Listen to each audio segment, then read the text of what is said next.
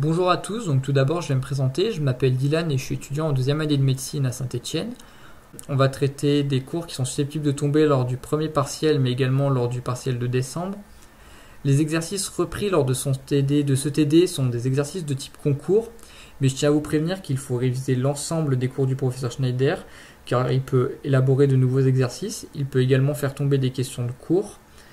Et il peut également vous demander des exercices comme on va aborder, mais il va vous demander d'autres choses dans ces exercices. Aujourd'hui, on va aborder les chapitres d'électrostatique, d'électrocinétique et de magnétisme.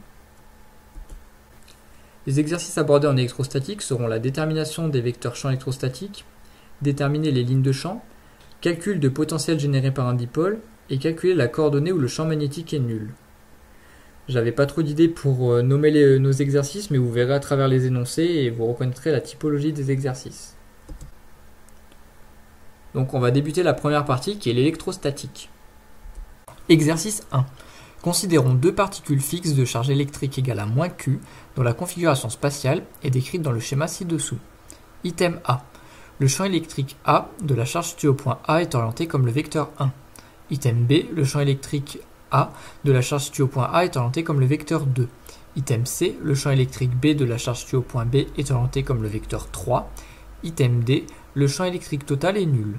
Item E. Le champ électrique total est orienté comme le vecteur 5. Je vous laisse 5 minutes pour répondre à cet exercice. Si vous avez besoin de plus de temps, vous pouvez mettre pause et si vous avez fini avant, grâce à la timeline, vous pouvez passer directement à la correction.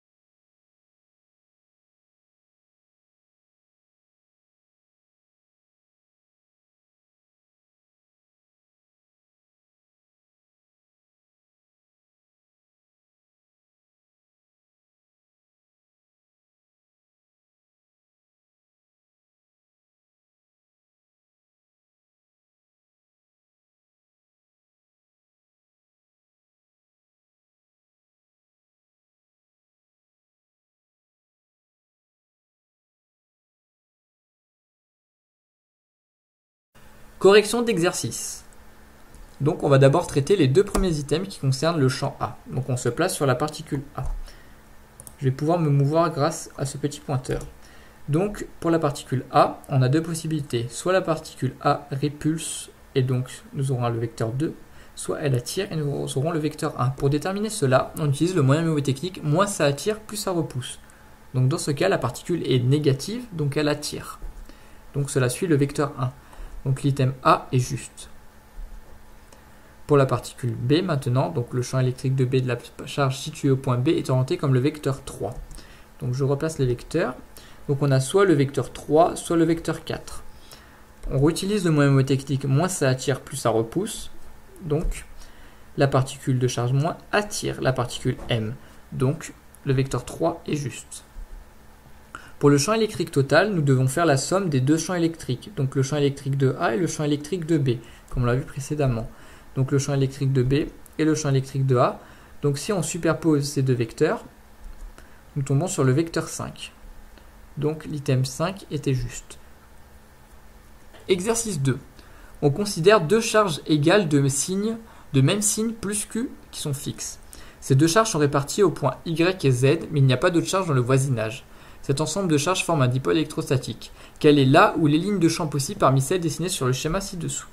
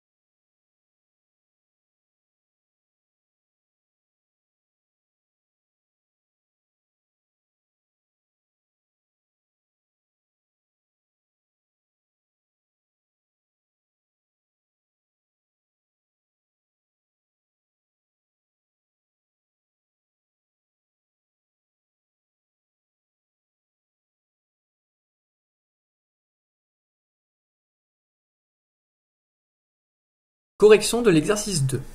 Donc, on va faire un petit peu de place. Donc, je vous montre cette image que vous pouvez retrouver dans vos cours. Donc là, on a deux charges positives cette fois. Donc, les deux charges sont répulsives quand on utilise le moyen mnémotechnique. Donc, cela est représenté sous le schéma ici. Deux charges positives. Donc, les deux charges se répulsent. Donc, la ligne de champ E est impossible, car la charge plus répulse. Donc, le signe n'est pas bon. La charge D, la ligne de champ D est-elle juste? La ligne de champ A, elle également. La ligne de champ B n'est pas possible car les deux charges sont répulsives également pour la ligne de champ C. Donc les lignes de champ justes sont la ligne de champ A et la ligne de champ D. Exercice 3. Un dipôle électrostatique est composé de deux charges, plus E au point A et moins E au point B. Ces deux points sont séparés d'une distance de 10 microns. Un point M se situe à un rayon de 2 cm du dipôle avec un angle de 60 degrés entre le point M et l'axe du dipôle. Quelle est la valeur du potentiel électrostatique créé par ce dipôle?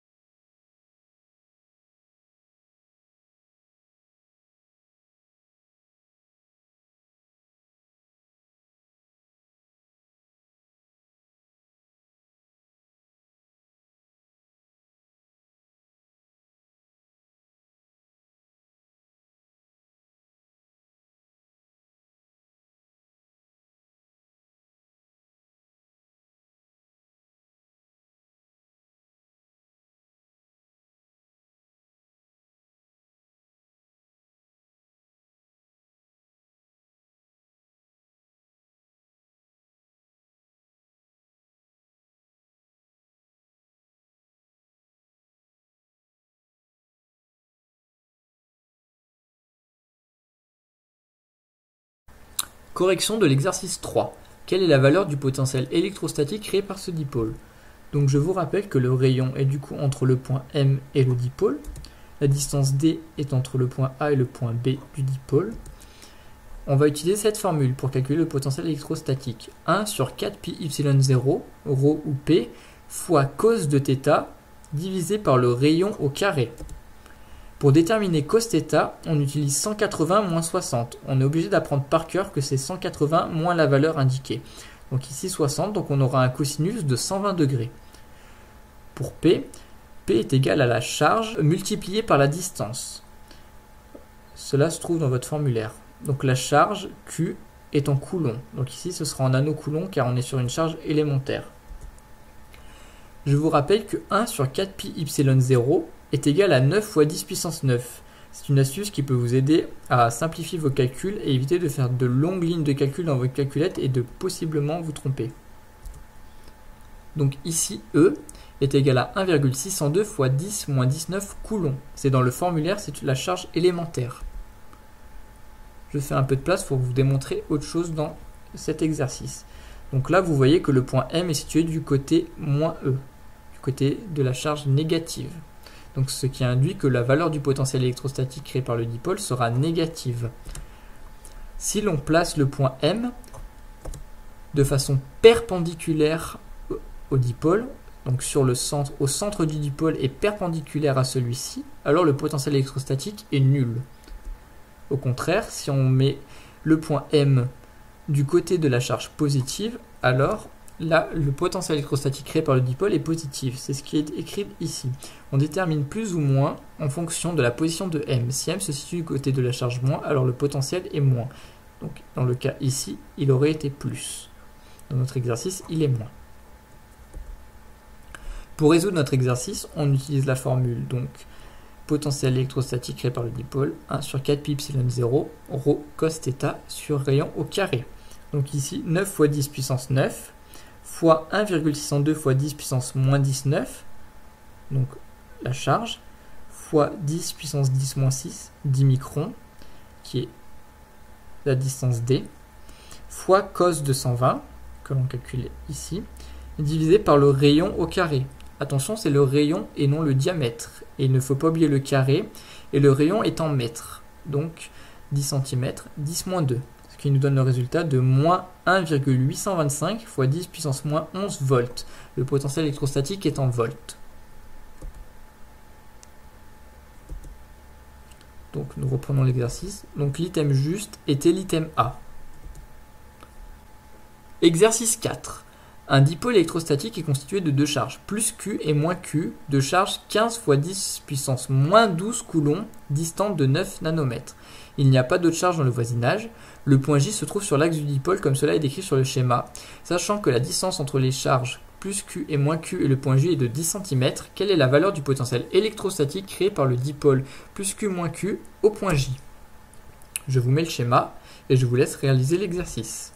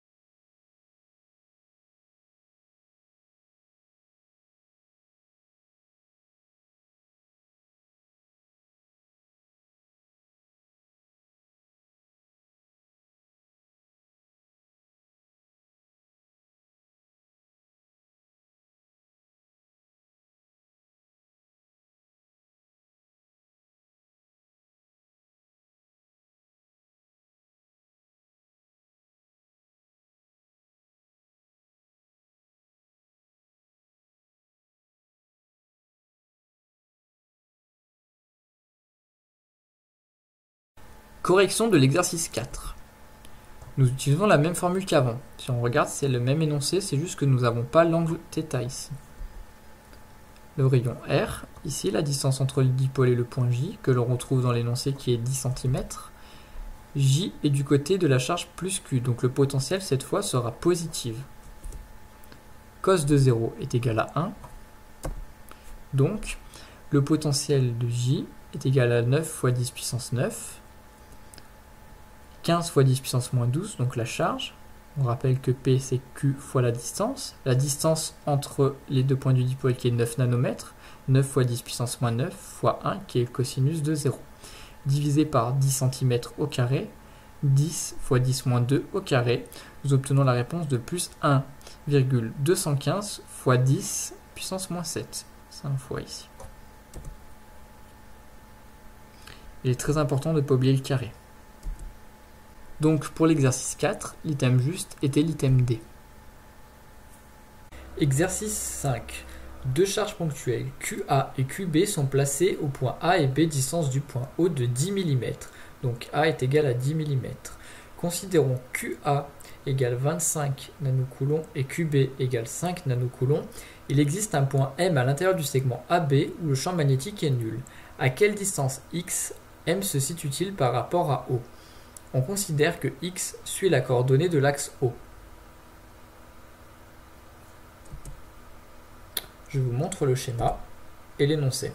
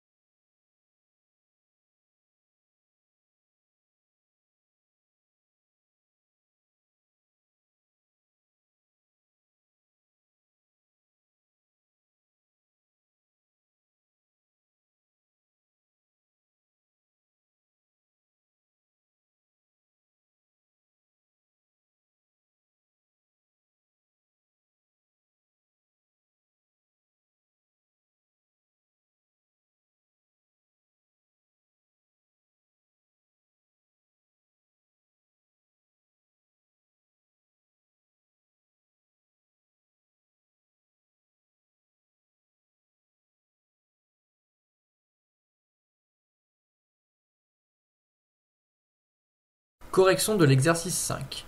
Donc pour cela, on va appliquer la démonstration de M. Schneider, qui est que la somme des champs magnétiques est nulle. C'est le résumé.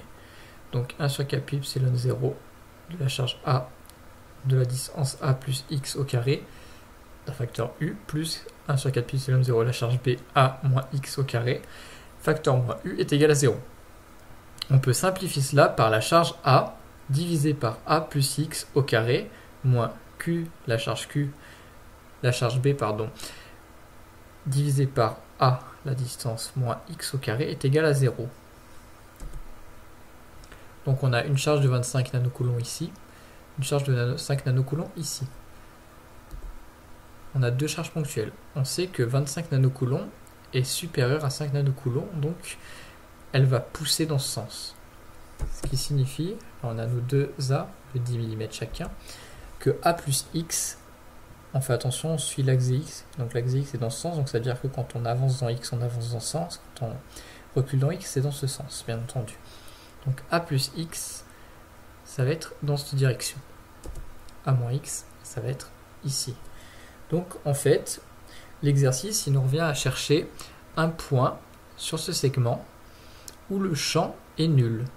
On sait que 25 nanocoulombs ça pousse, donc on se dit que ça va être par ici. Déjà, on sait que c'est plus, parce qu'on l'a déterminé comme ça avec la direction de x. Je fais un peu de place. Donc j'ai une astuce à vous faire apprendre par cœur. Donc là, on a QA qui est égal à n fois QB. Donc on va utiliser racine de n. Dans notre exercice, on a QA qui est égal à 5 fois QB. 25 est égal à 5 fois 5, tout simplement. Donc on va utiliser racine de 5 ici. Pourquoi? Pour déterminer la valeur de x. Donc on a cela à apprendre par cœur. En fait, pour résoudre ce genre d'exercice, vous pouvez apprendre ça par cœur et ça passera. Donc A, la distance, 1 moins racine de 5, 1 plus racine de 5. Racine de 5 ici parce qu'on a QA égale à 5. QA 5 QB. Si on avait un exercice où la charge QA était de 15 nanocoulombs, ou par exemple de 20 nanocoulombs, on aurait utilisé racine de 3 ou de 4, bien entendu. Du coup, on apprend soit 1 moins racine de 5 divisé par 1 plus racine de 5, ou son inverse. Ici, on obtient les résultats moins 0,3819A ou moins 2,6180A. Donc A, c'est toujours 10 mm. On est d'accord. Le problème, il se trouve à l'intérieur du segment qui fait 20 mm. Donc 26 mm, c'est impossible à caler dedans. Donc on utilise l'autre valeur. Donc on prend x est égal à 0,3819 fois 10 mm. Donc on a un x qui vaut 3,819. On sait que A pousse vers B. Donc on sait qu'on va dans le sens des x. Donc c'est plus. Donc on remplit notre équation ici.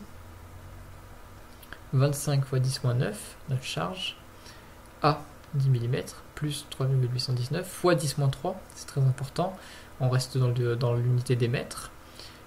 Au carré, on n'oublie pas le carré, moins 5 fois 10 puissance moins 19, la charge de QB, la charge B, A moins X, qu'on a déterminé ici, fois 10 moins 3, en reste dans les mètres, au carré. C'est égal à 0, ou alors 0,0000, c'est égal à 0.